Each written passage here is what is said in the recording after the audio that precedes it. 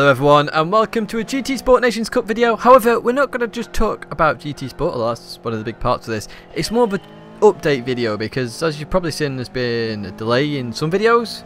And this is the highlights of a race that I did during this sort of kind of break of videos. So as you can see, we're at Suzuka East Circuit and we're all in the same car. I can't remember which one it is. It's like it's a Toyota GT86, but like a variant of it.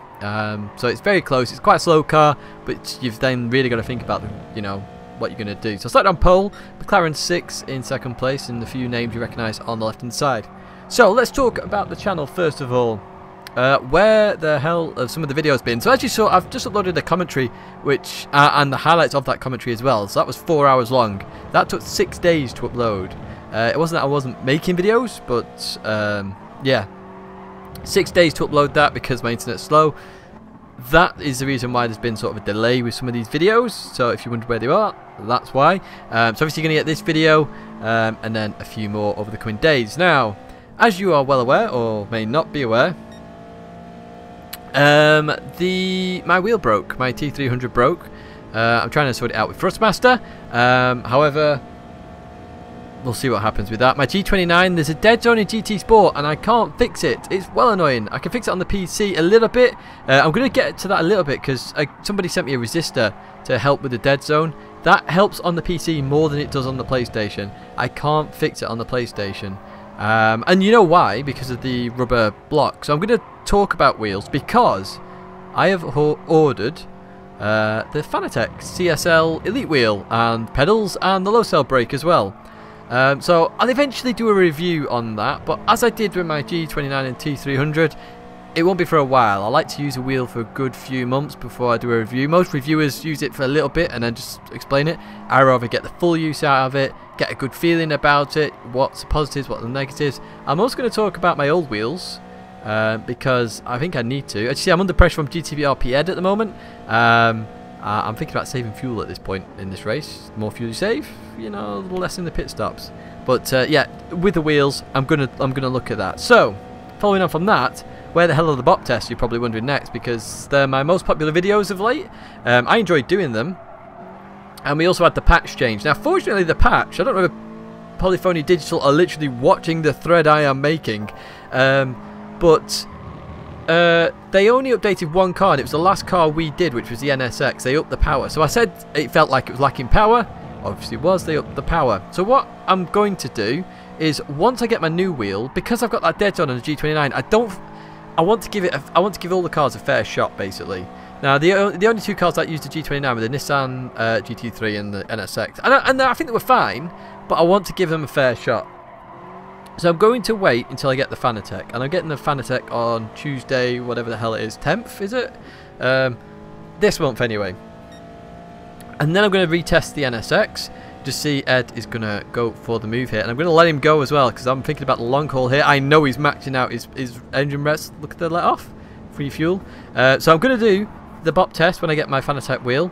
I've got a race literally the day I get that wheel as well. Obviously the AOR GT3 League. So I'll do that. I'll then retest the NSX. We're not going to do a full video on the NSX. I'm just going to explain what's changed and where it goes with the change. So it's 1% power difference. What does that do to the car? We then have a big schedule of cars that we're going to look at.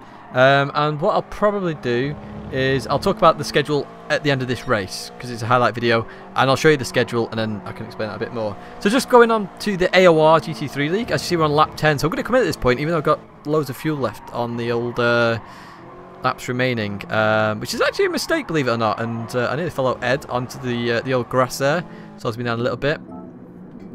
AOR GT3 League, I just mentioned that I'm going to upload the 3 races that I'm missing. So we've got Silverstone, very interesting race, you'll definitely like that. We've got then Road America, not so interesting, or can be interesting, and then we've got the last one. Where was the last one held? Long Beach. So we've got a circuit, a city race, which is also interesting. And also now there's been a patch, and the Ferrari's been nerfed a little bit, which was needed. So that'll be interesting as well. So let's talk about this race a little bit. So we're halfway through the race at this point. We've just done the pit stop. We've come out well ahead of Ed. As I say, I knew he was using more fuel, so just race smart, stay behind him, get slipstream, and you come out ahead because of the fuel. But the one thing we haven't done smartly in this race is we've come out with the back markers. I wasn't expecting people to stay out because usually you just go for the efficient one. And one thing I did notice throughout this first 10 laps was McLaren 6 was dropping back. So I knew he was fuel saving here. I wasn't sure if he was just going to go in the pits for a quick splash and dash. But it turns out McLaren isn't going to stop, which is a very interesting strategy. But we'll get that to a little bit. As you see, we're trying to get past Max Power. We're losing a lot of time behind Max Power as we come onto this straight. So he's obviously going to the very end of his fuel to then just fill up quickly, which is kind of a good idea because your tyres will be good, you've got less weight, probably potentially go faster. So maybe something I need to look at in the future. But obviously you've got to race on older tyres for longer. We get past, just get in front there. So that's another position gained.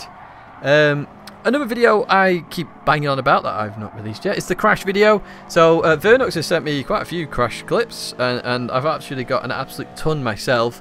So we're probably going to do like a big crash video, talking like 10 minutes of music and crashes and good crashes and bad crashes and all sorts of crashes from GT Sport and P-Cars 2, because they're the only two games I'm playing at the moment. Although Vernox sent me some clips from another game as well, iRacing, so you might see some iRacing clips. As you see, we've just caught up to Vadman now, who is really struggling on his tyres. You can tell that we've caught him up massively in that section. Suddenly doesn't know where the pits are. Look how close I get. So close. But we're now technically in second place. However, somebody else who was fuel saving is about to jump out in front of me. Guess who? By what you see on the left hand side, it's Stefanzi. So he comes out in front. We get ahead of Christian there. So we know we've got work to do at this point to try and get the victory, because we know McLaren's not going to pit, because obviously he's carried on at this point, and Stefanzi is in front of us as well. So very interesting, and we're going to merge the clips and go a bit later on in the race now. So as you see, it's lap number 16, and this is where it gets good. Let's continue talking about the race. As you can see, I'm having to fuel save a little bit. So we've got 5 laps and we're halfway through this lap. So 4.5, and we've got 4.5 in fuel. So we're having to be a bit careful here because we did go to the limit of the fuel, because we did fuel save earlier on as well. But we also want the victory. So you can see how close us 3 are. Racing clean as well, which is nice. There is a topic on GT Planet at the moment about how some of the aliens, in quoted marks, act super elitist and just smash people out the way. McLaren 6 and Stefanzi, I've got no problems with. Obviously, I have some problems with Ascaro occasionally because I don't feel they do stuff correctly sometimes.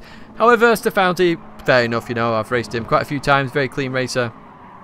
And you can see that with racing McLaren 6, so, you know, fair play representing very nicely there. So we've got 2 Brits, 1 Frenchman. What's going to happen in this race is very close, and we've got 4 laps to go. So are we going to get it? As we're going to try and think about where we can overtake. Now, it's really hard in these cars because it's a very small track, Suzuka. So we're doing 20 laps here. It's not a top 24 superstars, it's just a race. Oh, actually, one thing I haven't talked about actually is top 24 superstars. They've changed the way it works now, so it'll be very hard for me to get into a top 24 superstars because I can't make the popular times. Very frustrating, to be honest, because literally to make the popular time, as you see everyone goes to the right hand side at this point, to make the most popular time, I have to literally get home from work, switch on the PlayStation, automatically join the time slot with no practice and try and win, which again is pointless. So I can't make it. As you see, we both come in. Look at that, 2 wide. Look how clean that is. That looks awesome. Awesome stuff. Well played. So yeah, top 24 superstars is very unlikely because basically the change, what they've done is in the Nations Cup, which is where I was racing mostly, they're only allowing representations from 2 nations, and the biggest problem with that is you can make an account for any country you like. So, for example, we've got me and McLaren here. Say there's another British guy in this lobby. I can't remember if there is or not. And we're then the top 3 at that point. The 3rd British guy could maybe then another week make another account, call himself something else, represent a different country, get it up to SS, suddenly become the best driver in that country, and suddenly in the top 24 superstars, you've technically got 2 British guys, but actually you've got 3 because another guy's representing some other country. I can't think of a slow country off the top of my head, but I don't know. Uzbekistan. I don't know anybody who drives for Uzbekistan. If that was in here, you know. As you just see Stefanzi go for it. Stefanzi's move put me off actually, but I managed to come back on, but Stefanzi loses it more. Up to second. Whoa, we've got a lot to catch up though. But you can see where I'm getting at there. A British guy could race for Uzbekistan. Suddenly, 3 British guys, top 24 superstars, when actually there's 2. We just merged to lap number 20 now. And this is obviously the final lap. And as you can see, McLaren's still got that gap there. So McLaren's done brilliantly well. I know he's running on fumes at this point, by the way. And I know his tyres are awful. But I'm also running on fumes. As you can see, I've got 0.2 laps, 0.1 lap of fuel remaining. So I know I'm going to run out at this point. We've literally timed this to perfection. We've got a big queue of cars behind us. Stefanzi did well to recover to 4th position. Look at the front McLaren. I think he runs out of fuel there. I come across the line, don't make it. Or I thought I came second, and then suddenly I look, and then I'm like, whoa, I did it. McLaren got a penalty. Really unfortunate penalty as well. So, yeah, well, we got the win all the same. So, yeah, a bit of a nice race there for you. Now, let's quickly go back to the BoP test before I end this video. So, there should be on screen in a second the list of when I'm going to get these tests released. It's quite hectic because I've had to shorten the schedule massively by about 2 weeks because of the wheel issue. So we're gonna, the NSX retest isn't on there, but that's on there. We're then gonna go Corvette, Dodge, Toyota, then the Z4, then the McLaren, Hyundai, Lambo, Jaguar, M6, the Citroen, the Ford, the Mazda, the AMG, the SLS, the RCZ. So that May 4th to the 10th.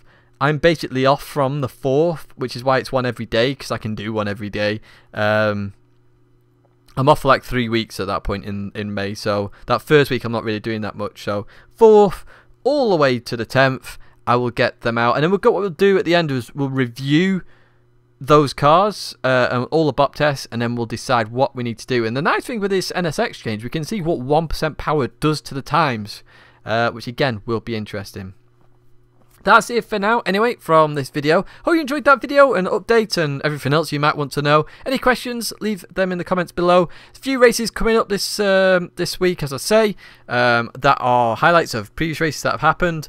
But that's it for now. Thanks very much for watching. If I can speak, I will see you next time.